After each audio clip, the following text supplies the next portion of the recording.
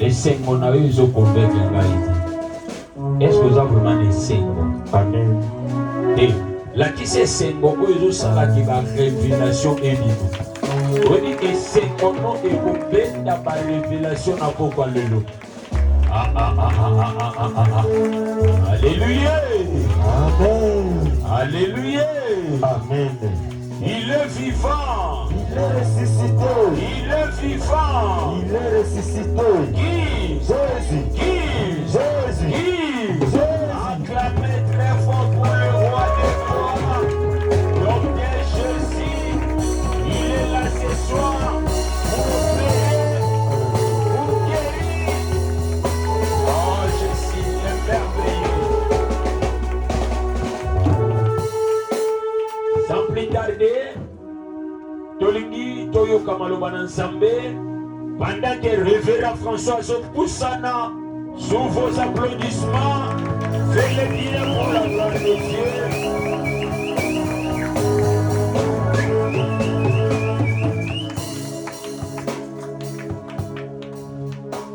Amen, le peuple de Dieu.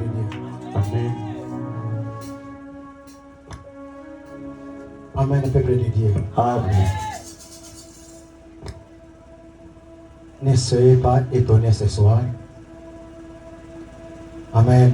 Amen. C'est pour cela que je fais appel à mon fils, à notre frère Trésor.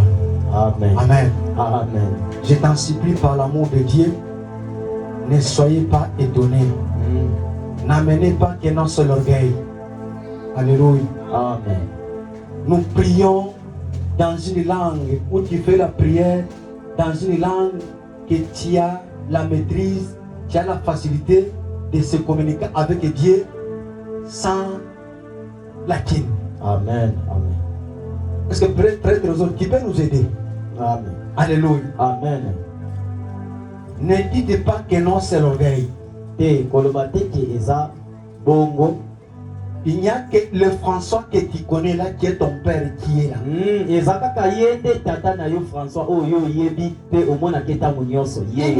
langue nous sert à quoi? Il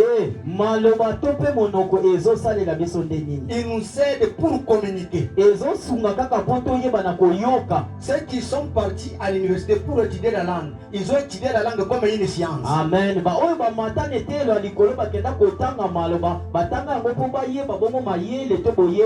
Mais pour nous, la langue n'est pas une science. C'est une langue qui nous sert seulement à communiquer avec les autres. C'est pour cela que je te demande encore une fois encore. Je te demande pardon. C'est une façon que j'ai trouvé que mon Dieu, avec ce thème, je vais communiquer et je vais atteindre avec un message, avec une langage facile. Amen.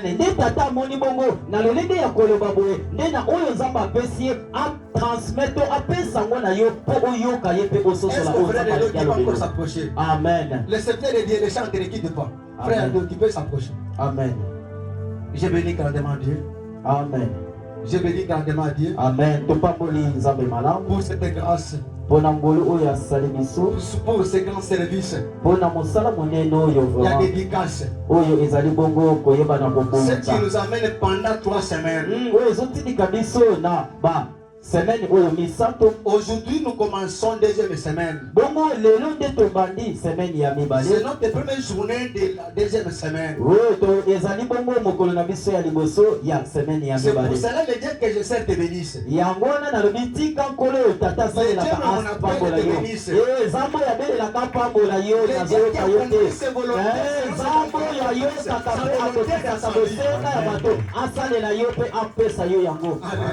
Amen. Je demande au centre, il doit nous amener dans la profondeur. J'ai senti l'Esprit de Dieu a déjà précédé, a déjà pris de l'avance. Amen. Frère de Dieu a déjà entendu cette cantique. Amen. Yahweh Bissoto Tiki Banda. J'aimerais qu'on chante avec le cœur. Ne chantons pas avec la bouche. J'aimerais que cette cantique qu'on chante avec le cœur. Quand nous le chantons avec le cœur, les dieux qui sont dans le cœur vont faire quelque chose.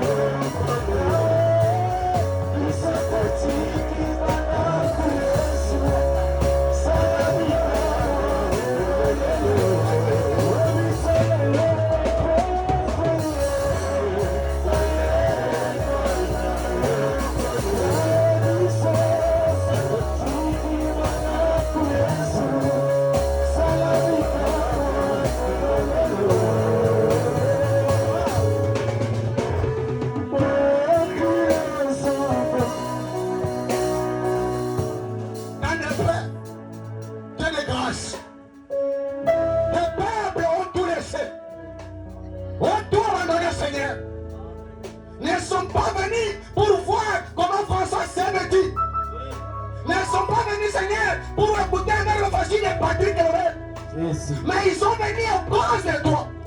Ils ont tout laissé, Seigneur, pour toi. Il n'y a qu'à on dit, Seigneur, qu'ils puissent se mettre debout. Et par la force de se tenir debout. Mais le Dieu de toute possibilité a quelque chose qu'on demande de prochain et le Dieu. Il y a celui qui est venu, Seigneur. À la maison, il y a un seul papa. Il y a des miracles. Il y a des miracles. C'est toi qui appelles une réticence à la licence. Le Dieu qui pardonne. Le Dieu qui vous amène à la prospérité. Fais-le, Seigneur, ce soir. Fais-le, Seigneur, ce soir. Que ta volonté soit faite. Que ta volonté soit faite. Nous disons Amen. Et ce soit ainsi.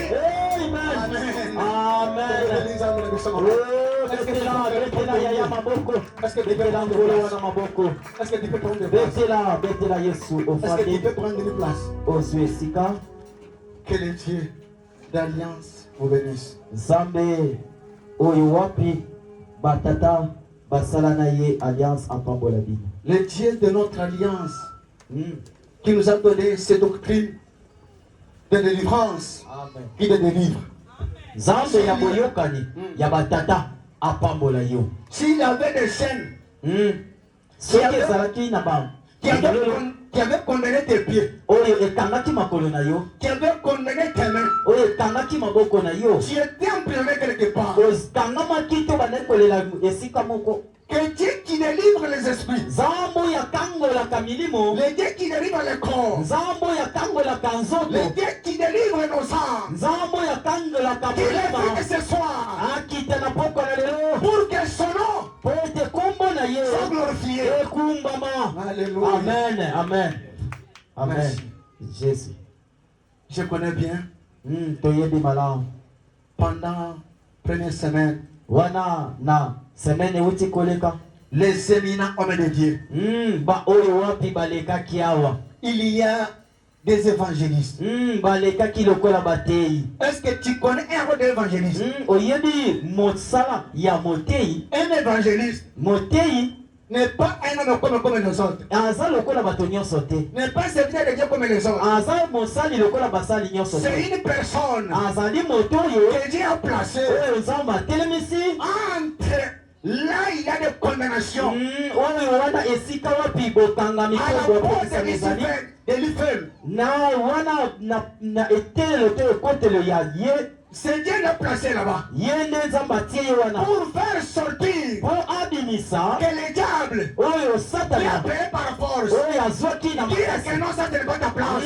ayebisa ye awa C'est esika pour na ça yo qu'un te. évangéliste, Yango wana motei un évangéliste ye oyo mopanzi sango n'est pas un Daniel Dan. azali oyo ayebaka Sorole. bamilema te me Sorole. mosala na ye C'est rachier. ezali Les kobotela enfants de Dieu. bana na nzambe. C'est que le diable fait de tourner leur mission. Oyo wapi satana alingaka Pour kopalola dire que votre place bonga na bango ayebisa bango ete esika na bino Votre place esika na bino n'est pas là-bas. eza awa te. Votre place, Esika na bino c'est à la place de l'honneur. ezali La kuna place de l'honneur. esika ya lokumu. Amen. Quand nous voyons, c'est pour cela l'évangéliste, quand il parlait ici, il dit ne me prenez pas comme un pasteur. Amen. Yango wana mopanzi sango tanga bandelo babi kozwanga lokola. On était visité par des prophètes. Tozalaki pe wapi ba sakoli balekaki awa. Un prophète Mo sakoli n'est pas un serviteur comme les autres. aza pe mosali lokola basali nyonso. Son rôle c'est quoi? Mosala nyeza. C'est pour cela que le prophète parlait ici. Tango mosakoli abandaki koloba awa. Il dit ne m'amenez pas dans le lien de pasteur. Alobi botianga te na esika ya babateli Je ne suis pas un pasteur. ye nga naza mobateli Un pate te. pasteur a façon d'amener des choses. Mobateli pate aza na lolenge na Mais un melaka. prophète c'est quoi? Mais mosala ya mosakoli eza C'est nini? prendre le message de Dieu Kozwa oyo ya nzambe tel que Dieu l'a donné oyo nzambe apesi ye sans faire les analyses. na koyeba bongo kotambwisa yango te Donner le peuple de apesi Dieu. yango na libota. Son rôle c'est quoi? Mosala ni eza nini? C'est de montrer des choses cachées. Ya kolakisa oyo ebombama Ce qui a mené la souffrance du peuple de Dieu. oyo ebandaki kosala pasi ya Et libota na parfois nzambe. Dieu l'avait puni. Parfois nzambe apesaki Pour etuku parler quoi? wana mpona koloba nini? Voilà la source de ta souffrance. Tala wana esika pasi na yo C'est pour nous dire ce qui était passé. mpona koyebisa biso olekaki. Alléluia. Amen. Mais là, les docteurs, mosala ya docteur c'est pour faciliter la parole, les écritures. ye aza wana mpona koyebisa na pete Là où on makoli. n'allait pas avoir l'esprit de discernement. esika oyo tokokaki kozala mayele ya kobondisa yango te Rendre la parole de Dieu facile. me ya komisa yango pete. Être maintenant facile. ekoma pete mpe na miso ya bato. Qu'une personne puisse avoir la possibilité de le mettre en pratique. moto ayoka mpe atia yango na misala. Mais là, un pasteur comme moi, mosala mena ya mobateli mpo ate lokola c'est faire François. maintenant asseoir. ya kofandisa ye C'est aza pour mpona maintenant kofandisa. mettre les choses en règle. azongisa nyonso na C'est ça le tubo. rôle d'un enseignant. mosala ya molakisi C'est pour te dire, mpona koyebisa yo voilà ta souffrance. Et tala pasi na yo mpona kofima yango sala oyo pour voir la gloire de mpo Dieu. omona loboko na Que nzambe. Dieu nous bénisse. nzambe apambola biso tobete likolo maboko betela yawe nzambe maboko. Amen. gloire à Jésus. Amen. Je glorifie l'éternel. apamboli nzambe. Parce que ce service, c'est service de quoi?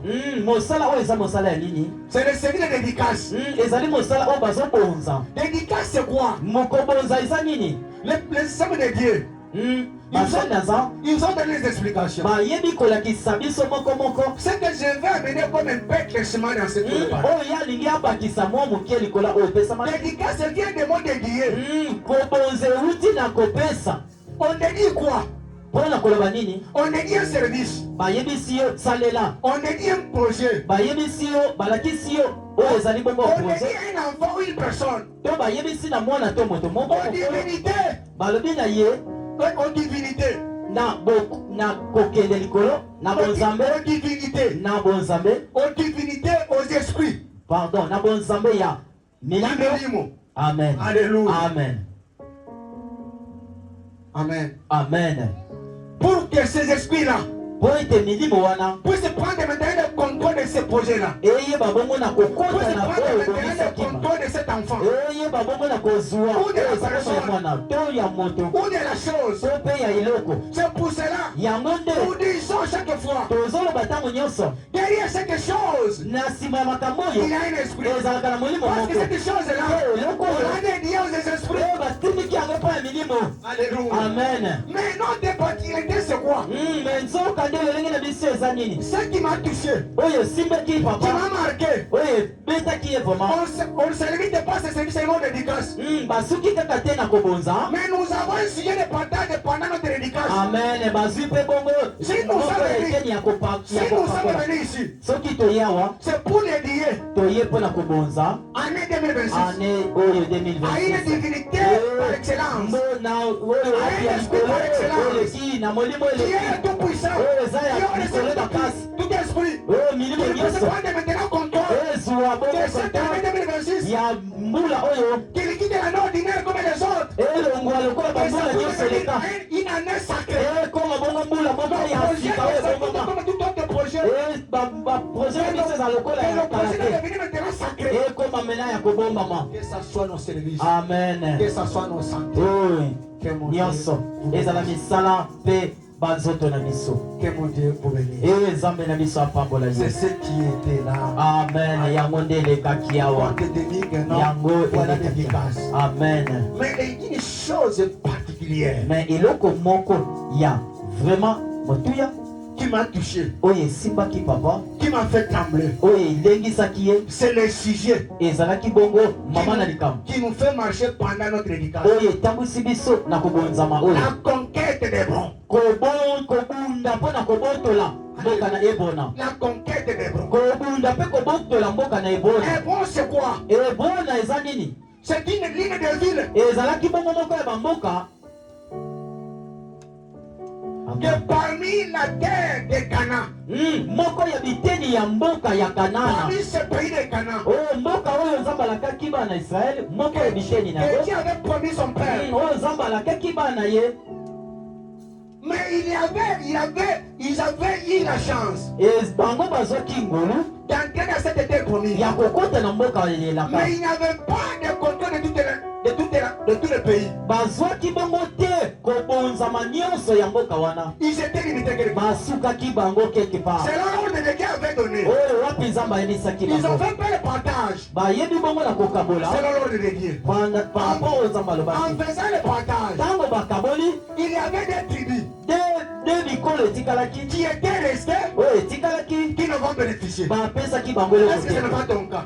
eza te ya yo Parmi les dieux qui nous a promis, nzambe oyo alakaki quelle communauté chrétienne communauté chrétienne Jésus-Christ est Dieu. Partager l'héritage. oyo bapandi Quand on commence à partager, mais bapandi il y a des personnes ou des familles eza na bato mibale to famille mibale qui sont mises à part. batie bango mopanzi Ça fait tant d'années que la communauté chrétienne Jésus-Christ existe. wana bambula ebele etonga oyo ezawa me bino boza wana bobenefisaka te na oyo eyaka awa Mais c'est des familles bongo bikolo wana mibale où certains personnages to mpe bato oyo n'ont pas encore bénéficié. bazwi ate eloko te Est-ce qu'ils devront croiser les bras? eske esengeli na bango bakanga maboko Alléluia. C'est pour cela na bongo nde nous parlons de la conquête. toye koloba mpo na kobunda mpe kobotola Or, quand nous regardons, quand on dit la conquête, ntango tozoloba kobunda mpe kobotola il vient de conquérir. eyebi na On kobotola conquérit que par les armes, babundaka na mendoki par la voie des armes, na nzela ya mandoki par la force, na makasi par la force. na makasi Cette force-là, na makasi on wana utilise te les armes. oyo nde basalelaka minduki Nous maintenant, biso oyo en tant que les chrétiens, lokola bana nzambe est-ce que Hébron, eske que nous ebona parlons, oyo tozolobela awa c'est ce que nous lisons aujourd'hui, c'est l'Hébron-là. eske tozokota to tozobika mpe ebrona wana Alléluia. mboka na Si esena nous parlons de la conquête d'Hébron, soki tolobeli kobunda mpe kobotola mboka na ebro c'est une des choses ezali moko ya biteni qui va nous donner la force, oyo ekopesa biso makasi qui est comme un chien de référence, oyo ezali bongo moko ya mama na likambo na biso qui est comme un etelemi modèle. oyo ezali bongo lolenge na biso oyo tozoloba Si ces gens-là, soki bato wana ils avaient conquéri Hébron, babundaki mpe babotolaki nous devons ebro aussi conquérir biso mpe esengeli tobotola notre Hébron. C'est quoi? amen esengeli tobotola ebona na biso nini na yo ebona nde nini Cette ville est déjà passée. mboka wana si eleka Ton problème est que tu dois conquérir le mariage. likambo na yo eza nde yo fo bundela bunda nde mpo na libala na Tu dois yo conquérir le célibat. esengeli obunda mpo na kolongwa na Tu dois seliba conquérir le travail. esengeli obunda mpo na Tu dois mosala conquérir le voyage. esengeli obunda mpo na mobembo Tu dois conquérir une vie meilleure. esengeli obunda mpo na bomoi moko ya kimia Et mpe tu ya étais seko limité. ozalaki bongo basukisaki Que les limites puissent tomber. balimite wana ekweya Alléluia. amen Quand nous parlons ntango tozolobela que non la conquête, tozolobela kobunda Pour kobotola mpo na kobotola on conquérit seulement par la voie des armes. tobundaka to tobotolaka na Est-ce que nous maintenant, eske biso oyo en tant que chrétiens, bana na nzambe pour conquérir le mariage, po ete tobundisa pour conquérir le voyage, libala to mpe pour mobembo conquérir le ministère, tobundisa est-ce que nous devons aller en tant pour prendre des armes? kokamwa eske esengeli na yo kende na kampo C'est une langage. te balobi ezali monoko Alléluia. amen Si est, soki lobi si est, soki lobi soki bango, soki bango ils avaient conquéri. bango babundaki babotola na nzela ya mandoki Nous, biso Jésus-Christ, yesu à la masiya croix de Golgotha, na ngomba ya il avait Golgotha dit, agangaki nyonso ekokisami nyonso tout est ekokisami accompli. nyonso Est-ce que tu ekokisami dis ce que Dieu avait dit que tout est accompli? eske accompli. Jésus de Nazareth Oh, Zamboyo. avait conquéri le diable. Yesu oyo alaki Satana. Nazela minduki. Non. Non. Mais notre façon, les chrétiens, Tolenge na kisi ya de conquérir, ya kobunda. notre conquête, Bobundi na biso. nous le faisons Tozosalaka yango par kaka. la voie de la foi Nazosalaka yango tosalaka yango na nzela kondima. et par les sacrifices. Epe na nzela ya Ceux qui n'ont pas la foi, Amen. ils n'ont pas moyen de conquérir. Ceux qui ne posent pas les actes, soki ils n'ont opposite pas moyen de conquérir. S'il n'y a pas de sacrifice, soki il n'y a pas opposite moyen de conquérir. Le okobotela diable te avait dit que non. diable amonaki Il ete a pris le contrôle de la terre. azwaki bongo mokili mobima Mais na moi, moko notre Dieu Jésus qui me règle, me yesu nzambe na biso kozandima mpona mpona kosomba il a biso été sacrifié. ye moko Il s'est ayebezaki sacrifié. C'est pour abonzaki cela, moi et toi, yango biso yo conquérir. potolobla Nous devons passer par les sacrifices. esengeli S'il a une personne à côté de toi, bokoteleka il te décourage. soki Pour faire les motosalisa yo sacrifices, mpo il est koza mort. te aza moinguna na yo Alléluia. soki moto alembesaka yo mibonza alingi yo te Amen. amen Nous allons passer aux Écritures. tolingi toleka na makomi Alléluia. amen Parce que avant de passer aux Écritures, na yambo ete toleka na makomi j'aimerais que qu'on puisse faire nalingi ete tosala le geste. kolingana na moko Nous parlons souvent. tolobaka bongo mingimingi Ça se parle souvent. elobamaka mpe mingimingi Les années se suivent, mikolo elandanaka mais ne se ressemblent pas. ekokanaka te Les années bambula elandanaka se suivent, elandanaka mais ne se ressemblent me pas. ekokanaka te Même les mois amen ata mbongo basanza peuvent se suivre, ekoki kolandana mais ne se ressemblent pas. ekokokanaka te Même les semaines, ata basemena ça peut se suivre. ekoki kolandana Même les jours, meme mikolo ça peut se suivre, ekoki kolandana mais ça ne ressemble pas. ekokokanaka jamais Alléluia. amen Alléluia. amen C'est amen pour cela yango wana je veux bongo que tu puisses le faire avec amour, yango nalingi osalango na bolingo avec la foi. salango na Je kondima veux que tu regardes ton voisin. tala ndeko afandi pembeni na yo na miso Dis-lui, te yebisa ye parle elle, yebisa na ye un jour pas comme ordre. Alléluia. amen Un jour pas comme ordre.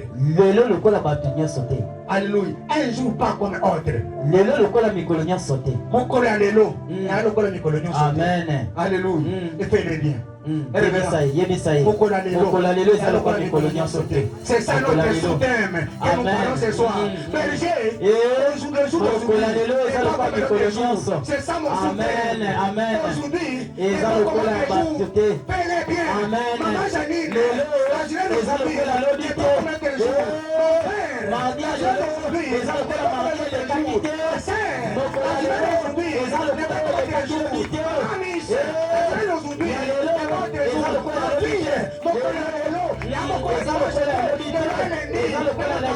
amen amen amen Pourquoi? amen nazoloba mpo na nini Je ne parle pourquoi. azoloba mpo na nini Demande-moi papa, tu ne parles tuna pourquoi. ye azoloba bongo mpo na nini Et tu vas le comprendre. tuna ye ozoloba bongo mpo na nini Tu parles pourquoi. Mon révérend. amen Est-ce que tu sais qui m'a poussé que je puisse parler que non, mon collègue, mon collègue, mon collègue. e oyebi eloko etindi papa aloba boye Alléluia. Okoyeba. okoyeba Cela veut dire, amen Caleb, e Abanaki Botambo, amen va promettre une promesse amen à l'âge de 40 ans. amen Il dormait, e abandaki il kolala vivait, abandaki il kolela marchait, abandaki mais kotambola il vient à l'âge de 85 na ans. l'âge ya Après 85 45 ans, après mais il se fait 45 ce ye jour-là. aye Il dit kotelema que mokolo non, wana dans une autre alobi lelo j'ai une promesse. Je marche avec une promesse. Mais cette promesse-là va s'accomplir. Je dois conquérir mon écran. Est-ce que tu comprends ça? Et aujourd'hui, je dois conquérir mon écran. Aujourd'hui, je dois conquérir mon écran. Aujourd'hui, je dois conquérir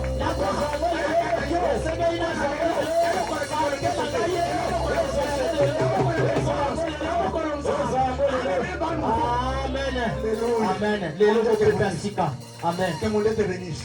amen Que mon Dieu te bénisse. nzambe apambola yo Lelo François François aye ndenge ya mokolo okoyeba ye ndenge mosusu ndenge alobi te soki eyaka boye ndenge ezoyela bongo te ele ndenge mosusu eyaki ndenge kendo tala ayoka je sens qui arrive,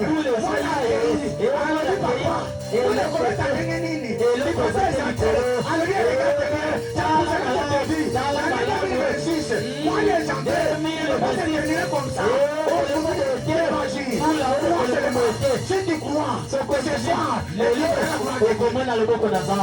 Amen, amen. Lelo, lelo. Il y a lelo et ça, il y a lelo.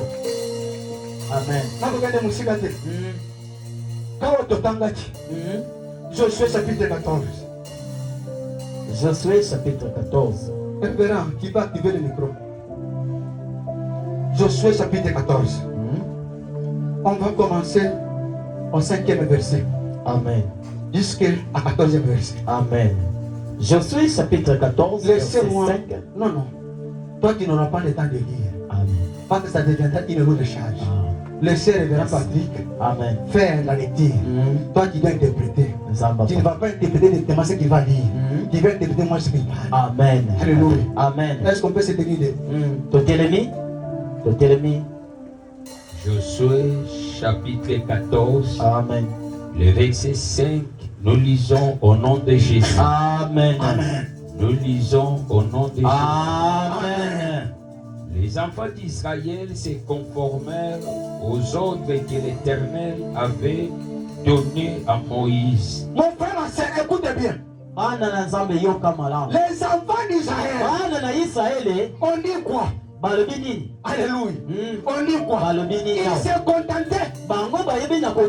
C'est que leur Dieu, Dieu de ses pères, avait parlé à Moïse. Ils se contentaient. Toi aussi, tu te contentais. C'est que Dieu avait parlé à tes pères, avait parlé à François, avait parlé à Patrick. C'était tout à fait normal. Amen. Mais il y a un problème. Et ils partagèrent le pays. Tel que Dieu avait parlé, il n'avait pas le partage tel que Dieu avait parlé.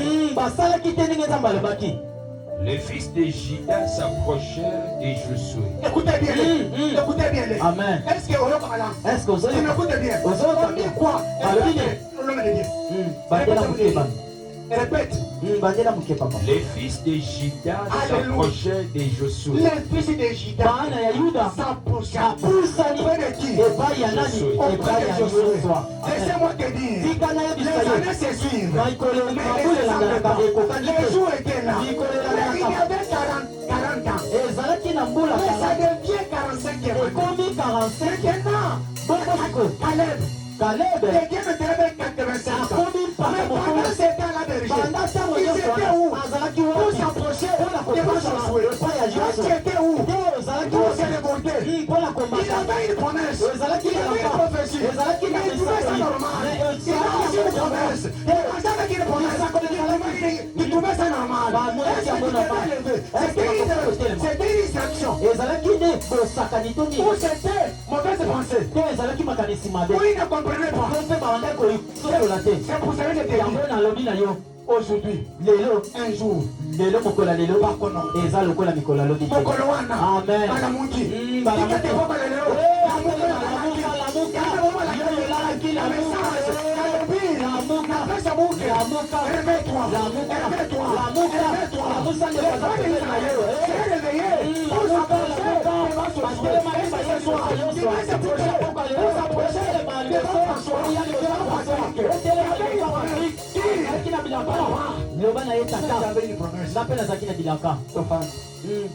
Merci. On continue la lecture. Caleb, fils de Jephné. Alléluia. Amen. Alléluia. Amen. Caleb. Caleb. Combat Caleb. Est-ce que tu peux mettre ton nom? Est-ce que tu peux mettre ton nom? Est-ce que tu peux mettre le nom François? Patrick, Mwana, ya Raymond, Oui. Amen. lui dit. Il parle maintenant, il dit. Alléluia. Est-ce que ce soir? Est-ce que Il fait ça pour ça de dire que non. La journée d'aujourd'hui n'est pas comme tes journées. C'est une journée des réveils structurels. C'est là même ces jours-là. Amen. Car laisse à la vie à quel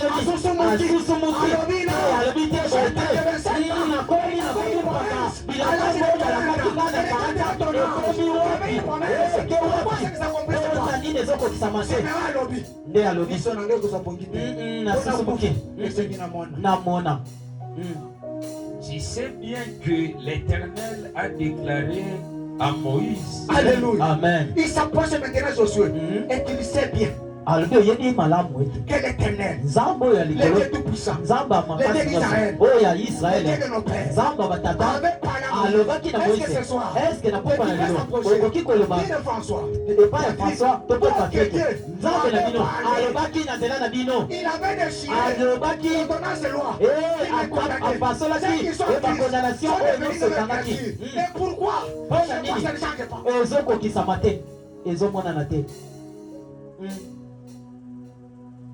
Amen. Au sujet de moi et au sujet de toi. Alléluia. Il dit, il avait parlé au sujet de moi. Ils avait parlé au sujet de moi. Il avait dit quoi? 2026, qui imposerait la même année. Qui va transmettre onction à fils, qui va transmettre onction au trésor, qui imposerait la même malade. Ils seront guéris. À mon nom, vous serez des démons. Il dit qu'il s'approche. Personne qui avait dit cela. À la boutique. Pourquoi? Parce qu'il voyait que nos séjours tardaient. J'étais âgé de 40 ans lorsque Moïse, serviteur de l'Éternel, m'a envoyé des cadets Barnéa. Amen. Amen. Il dit que j'étais âgé de 40 ans. Quand l'Éternel m'a envoyé, tu avais quel âge? Tu avais vu à quoi son? On avait prophétisé.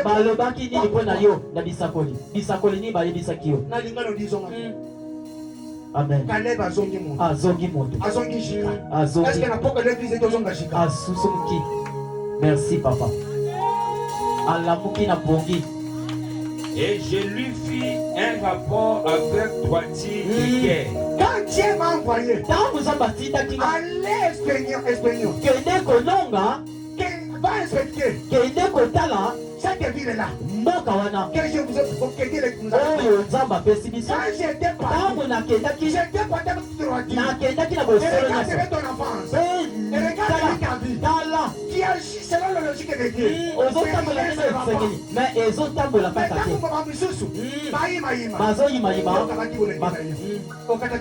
Amen. Mais tu étais venu donner rapport. Comme il faut. Amen. Mes frères qui étaient montés avec moi décourager le peuple. Alléluia. Il y a les gens que nous sommes même jour. Qui ont découragé les gens de venir auprès de toi. Amen. Moi, en tant que ton chantre. Moi, en tant que ton chantre. Moi, en tant que protocole. Moi, en tant que intercesseur. Moi, en tant que moi, en tant que protecteur. Ça faisait que même les autres, j'étais le modèle pour les autres. J'étais le modèle pour les autres. Non, Azalaki est le mot pour la maison. Alléluia. Amen. Mais moi, j'ai donné rapport. Mais les autres, les rapports qu'on donne, ont amené des découragements. On parle de Dieu. Amen. Mais moi, j'ai suivi pleinement la voie de l'Éternel. Alléluia. Amen. Et regarde bien ta vie. C'est que pratique par c'est que François parle. Et même un enfant de Dieu se comporte ainsi. Mais regarde maintenant ta vie. Il n'y a pas moyen de balancer. Il n'y a pas moyen de mettre les balances. Concordance, c'est pas le concordance. Est-ce que tu as le bon côté? Et ces jours-là, Moïse jura en disant, le pays que ton pied a foulé sera ton héritage à perpétuité. Alléluia. Maintenant, Josué fait appel. Caleb, il fait rappel. Caleb a rappelé Josué. Il dit voilà. Est-ce que c'est Zoudou? Est-ce que mon colonel? C'est pour cela que je t'ai parlé. La journée d'aujourd'hui. Mon colonel, je ne sais pas comment te mais ces jours-là. Mais Caleb. Il rappelle maintenant. À Josué. L'homme de Dieu Moïse. Ces jours-là. Avait juré. Au nom de celui qui a appelé. Au sujet de moi. Mais à la croix de Golgotha, il a dit tout est accompli. Il dit à Malachie chapitre 3, verset 18, je montrerai la différence de ce qui est. Est-ce que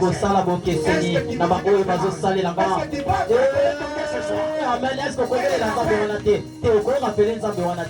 Olobaki. Maintenant voici. Talaka sikoyo. Et regarde-toi bien. Ce n'est pas une comparaison. C'est ça la logique des choses. Amen. Que Caleb amène à Josué. Amen. Est-ce que tu vas amener une logique des choses? Est-ce que vous pouvez mettre je ne me compare pas. Mais si l'État congolais, l'État congolais, il a dit, si tu as 18 ans, tu deviens majeur. Tu es libre d'agir. Tu as signé un contrat de contacter un mariage, de servir l'État congolais, d'être engagé, d'avoir un salaire. Est-ce autonome? Mais maintenant, moi je n'ai plus 18 ans. Est-ce que je peux vivre derrière toujours une personne? Mais c'est là, à la croix de Golgotha, il a dit tout est accompli. Il nous a blanchi par son sang. Mais cette condamnation vient d'où encore? C'est ça que maintenant Caleb rappelle à Josué. Amen.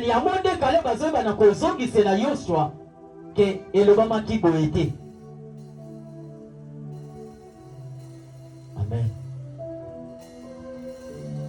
Maintenant, voici, l'Éternel m'a fait vivre comme il l'a dit. Alléluia. Amen. Alors, il parle maintenant. Voici. Si je vis, ce n'est pas par la volonté d'une personne. L'Éternel m'a fait vivre. J'avais 40 ans. Mais aujourd'hui, j'ai 85 ans. C'est pas la grâce de Dieu. Mais c'est pour cela que je me suis réveillé. Comme j'ai 85 ans, je dois vivre. Je dois conquérir.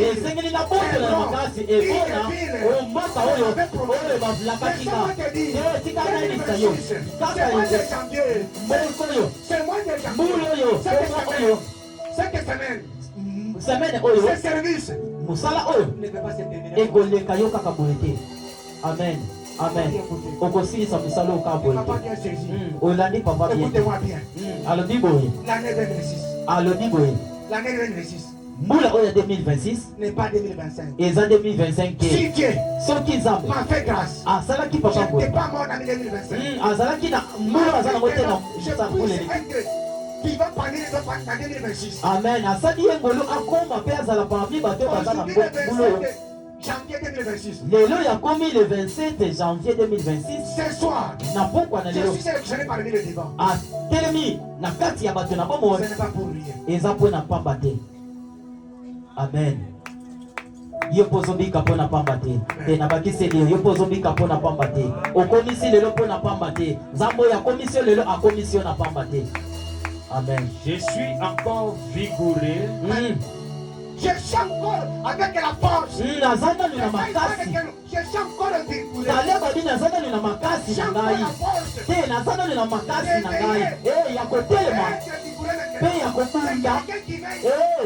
Amen.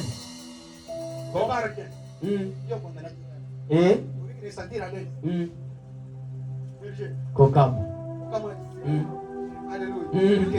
Amen. Amen. Comme au jour où Moïse m'a envoyé. Alléluia. J'ai encore l'espoir. J'ai la foi. Comme ces jours-là.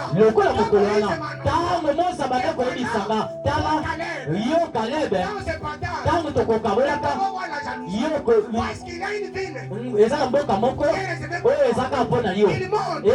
akei Qu'il descend. bakita bamata Ça sera pour toi. ekozalaka ya yo C'est pour cela. yango alobi J'ai encore la force. naza nano Dans makasi ces jours-là, soki mokolo on wana m'a annoncé. balobaki nanga J'avais boye écrit. nazalaki J'ai na écrit kosima encore. na ndimi À lisusu cet lelo âge de 85 ata na mbula ya Si les kopata gens soki croient bato que je bazondima n'ai pas la force, naza na j'ai la force force te nga naza na de makasi conquérir ya kokele kobunda cette ville-là. ekobotela Si on mboka n'a wana pas que non, amen je suis déjà âgé. soki balobi nakomi papa me ngai nakokende nakobala nakobota nakovoyage nakoboka nakosomba nakotoka jésus amen okoli te oza na mwana moke bebe te nabengo bebe ngebu papa François a 5 ans François ya 5 ans François ya 5 ans Alléluia. Amen. Il y a une personne qui me condamnait. Elle n'a pas chiqueté. babande kotia na sama kolo Elle n'a pas chiqueté. mwana oyo bande kota nama ya Est-ce que Mekolawana ekokota soulier? ekokota Tala ndenge na bomi ngebunge. makola mayati balati na mosulie te Komi na kisa. Liboso bakimo.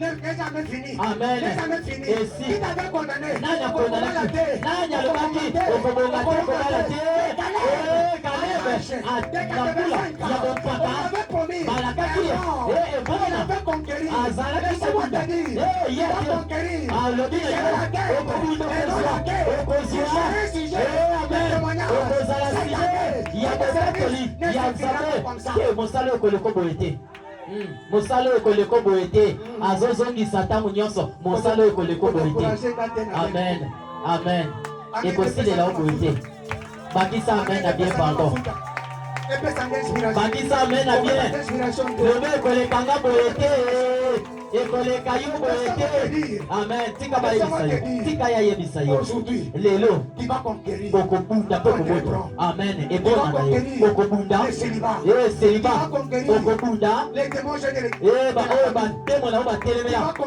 okobundisa na kasi soki na mboka na bino te na quartier na bino mituka ekotaka te tokisa bamituka mike mike ekotaka soki bayoki ezala mituka ya sele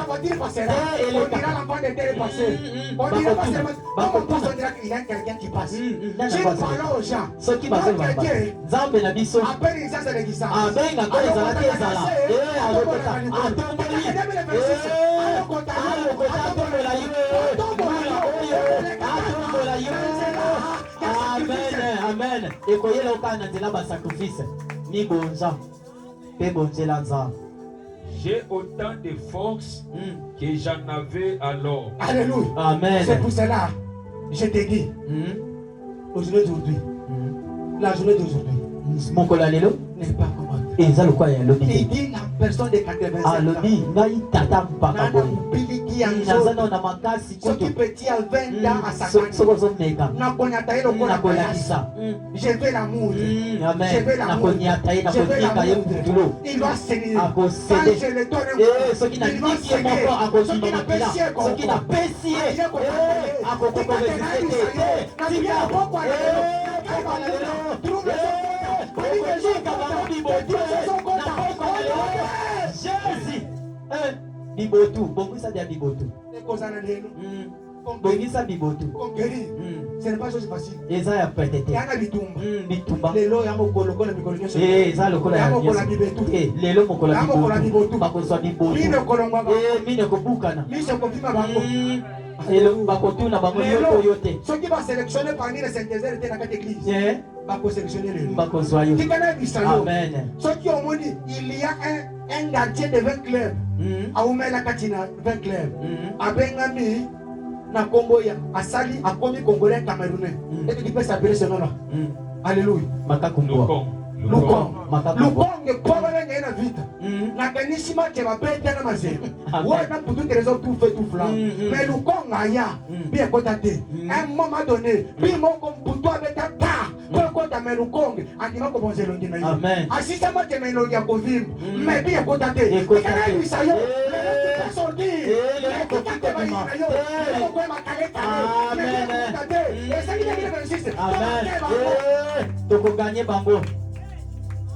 Soit pour combattre, soit pour sortir. Alléluia. Il dit quoi? Alléluia. Soit pour combattre. Tel que nous sommes ici venus. Là, dans le 26, il n'y a que question de guerre. Nous avons que guérir. Il dit qu'aujourd'hui, il n'y a qu'une des voies. Soit que nous allons se combattre. Il y a un combat qui sera délivré. Amen. Pour entrer, il y a quelqu'un qui entrera. Il y a quelqu'un qui sortira.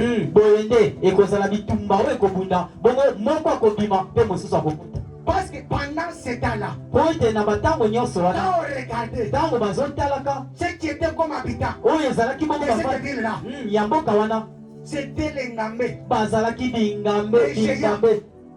Les géants. Quand il est un homme qui y a 3 mètres.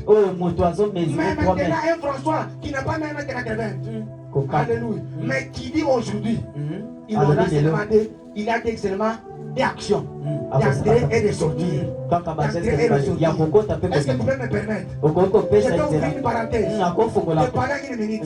Laissez-moi te dire. Mais quand je regarde, regardez un peu. En 97, j'étais comment? Il a combien d'années? Calcul mental. En 97, il a combien d'années? Aujourd'hui, nous sommes en 2026. 2026. Alléluia. Amen. Ces jours-là, il avait des militaires qui étaient armés à temps. À la tête d'infidèles. Ces jours-là, ces militaires de Kadogo, ils veulent marcher. Ils voulaient marcher sur Mésopole. Et je lui parlais. Et tu vois tel qu'il est là. Moi je n'ai pas l'arme. Mais on t'a trompé. On t'a trompé. Tu me vois tel que tu es là. Je te donne l'arme que tu as. Je te donne les 5 cartouches. Les 5 cartouches est là. Si ça ne pose pas un problème chez moi. Amen. Au retour, tu vas s'aimer.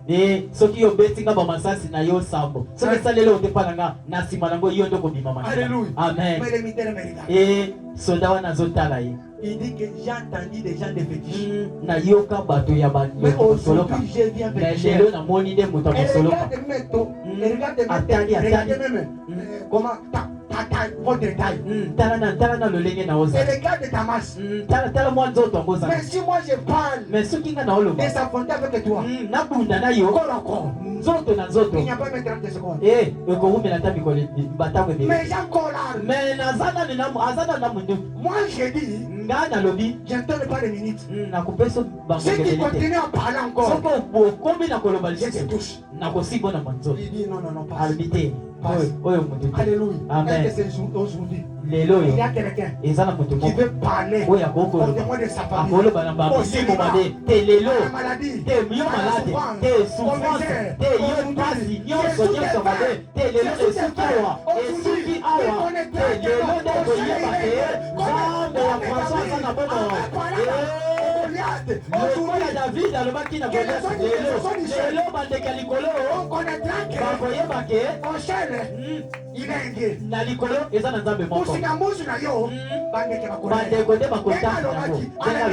il se met en mouvement. Pourquoi les leçons en mouvement? Amen. Amen. Amen. Betela nkolo maboko. Betela Yesu maboko. Te moto moko azokota na mbulu. Te bango babima biso tokota. Amen. Donne-moi donc cette montagne dont l'Éternel a parlé dans ces temps-là. Alléluia. Amen. Pendant 45 ans. Donc 45 ans et 44 ans. 344 jours et 23h59 n'a pas eu le courage. Mais ce temps-là, même il dit aujourd'hui, il regarde la montagne. Pesanga yango naza na makasi sikoyo ya kokende kobunda ya kobotola mboka wana te ayebisa yo na mboka na lelo mosala oyo eza bapesi makasi ya kati apesi yo ya kotambola likolo ya nyonso ya mabe tambola likolo na yango. Car tu as appris alors qu'il s'y trouvait des Anakim. Alléluia. Amen. Parce que tu as pris. Pamba te yo yo Ce kaki. qui te donne peur, toi Josué. Yo yo. Parce que tu as pris. Boite ba yebisi. Que les Anakines qui sont là, Bana ya mboka wana bazakuna. ce sont les Ngamé. Baza babinga Ce sont les Ngamé. babunda kami. Ce sont des géants. Quand tu regardes notre état, Bango zotala notre bazala état, na biso. il n'y a pas moyen de se confondre. Mais ce que je demande, Amen. la journée d'aujourd'hui, Lelo yo. donne-moi cette demande. Te tika pesa bango. Il y a des sans amen à Te amen. pesa na Lelo pesa na ngai. Na muyana yo. Nazwa ngomba na ngai. na kota lelo na sakaje ya mwa maladi Okay, ya de seliba kokuma. ya Okay, de pauvreté kokuisa. oyo ebengami ya serité oyo ebengami ya paralysie Amen. oyo efandisa ngai pesa na se lelo Nakende kosakaze nabonza bango makofi. Lelo tozobonza bamaladi. Et qui a des villes grandes et fortifiées. Alléluia. Amen. Il a des filles grandes. Eza na bamboka minene mpe bongo etondana. Ces villes-là, c'est Bamboka pour wana nous. eza mpo na biso. Et pourquoi tu les laisses Me mpo en na possession tozotika de efandaka kaka bato wana. Si Soki ceux qui ne prient pas, baoyo babondelaka te ils se marient. bazobala. Ceux qui ne prient pas, Baoyo babondelaka te ils gagnent une vie facile. bazobika bomo ya malamu. Ceux qui ne prient pas, Baoyo basambelaka kutu te ils roulent carrosse. bazotambola na mituka minene. Alors dis-nous que je non. bongo biso oyo Ceux qui ne sikoyo prient pas, oyo basambelaka avec te nos origines, na mbuma ya kisi ya moke aspirine, aspirine ils sont guéris à la maladie. bazobika na bango na Mais nous bamalamu. qui prions, me biso il tozosambela a dit nos corps. olobaki banzoto na C'est biso le lien qu'il a choisi. ezali bongo ndako ya kotia ntembo na yo mpo na nini Un sujet de tout ce qui nzoto na ngai ye ekoma nde siège ya Je suis bamalade devenu maintenant nakomi un sikoyo sujet de comparatif. nakomi sisi Épidémie eye yango ebana efandi ebana nyonso ekoleka fo ekota makambo yango ebandaka boye. Il dit qu'aujourd'hui Les- ça doit s'arrêter. etengele esuka tofisi do esuka L'Éternel sera peut-être avec moi et je les chasserai. Alléluia. Amen. Il dit que non. Josué, si tu as peur, mais l'Éternel là, qui m'avait promis, soki ozobanga me nzambe wana alakaki nga cette ville-là, mboka wana quelle que soit na ndenge les nyonso conditions, oyo bango bazali et les tailles, mpe na bingame na bango ceux qui habitent là-bas, baoyo bafandi kuna je sais une chose. ngai nayeba eloko La moko journée d'aujourd'hui, mokolo na lelo parfois, na lolenge mosusu l'Éternel nzambe oyo qui nous avait promis oyo alakaki biso sera avec moi. akozala na Laissez-moi te ngai dire, te etika na yebisa l'Éternel ce yo soir, nzambe ya ne va pokwa pas na lelo t'abandonner. akotika yo te L'Éternel est tout puissant. nzambe ya Il est de la nzela communauté. akotika Il est yo de te l'alliance. aza na Sera yo avec toi. aza Sera na avec yo toi. aza Sera na avec yo toi. Ne sera pas avec amen toi. Ne sera pas avec toi. akozala na yo Mais il est avec toi. aza na yo Pour te conquérir. akozala na yo Pour te me aza na yo conquérir. mpo obundolonga Alléluia. mpe obotola amen amen Josué bénit Caleb. Alléluia. amen Laissez-moi te bénir ce soir. amen tika nzambe apambola yo papa apamboli yo alobi nzambe apambola yo Voilà. Bota. yango wana ekokisama ekokisama ekokisama ekokisama ekokisama jésus yawe nzambe apambola yo nzambe apambola yo nzambe apambola yo zwa oyo ebalaka yo zwa oyo ebalaka yo bilaka ekokisama olata nzoto olata nzoto olata nzoto amen amen bakotatola aza na bomoi nzambe na yo aza na bomoi Alléluia. amen Alléluia. amen Alléluia. Des actions. Tokokoto. amen Baba Kobi. Frère Edo. Senga. Poussana. Alléluia. amen Nous avons tout abandonné. Tu as sacrifié la semaine. Tu as sacrifié la soirée. Tu as tout abandonné.